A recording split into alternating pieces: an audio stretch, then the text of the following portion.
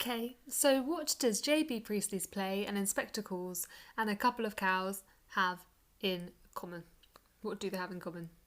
Today we are going to look at the economic theory, which is known as the two-cow theory. This is a really simple way to remember what a capitalist believes in, what socialist ideals and beliefs are, and also communist.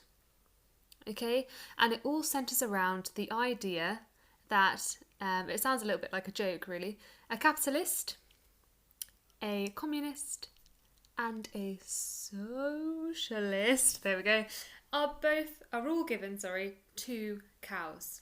And what they do with those cows explains how they view economics, essentially, the economy, how it should work. So we're going to start with a capitalist. So we're looking at the Mr. Burlings, the Burling family, the Gerald Croft here. Okay, so you give a capitalist two cows. What are they going to do with it? They're going to sell one cow and they're going to buy themselves a bull. Look at that little picture. Okay, the bull and the cow are then going to mate and they're going to create loads of cows and therefore loads and loads of money. So the capitalist has sold one cow, bought a bull and made themselves a profitable business, dairy, meat, etc. So that's what a capitalist would do with two cows. Let's move on. What would a socialist do with two cows? Now remember, that's going to cover J.B. Priestley himself, okay, and also the inspectors' ideologies. And we start to see Sheila and Eric leaning a little bit towards socialist viewpoints in terms of thinking that workers are people, not just cheap labour, etc. But the main socialist aspect comes from the inspector.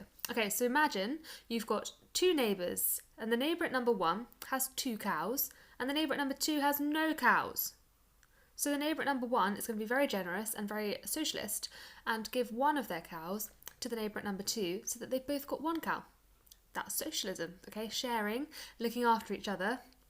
It's a bit like how we all pay taxes to make sure that we can provide healthcare, etc. for everyone else. So now let's look at a communist. It's important to remember, in the play, there aren't any communists, okay? This is just to sort of expand your horizons a little bit.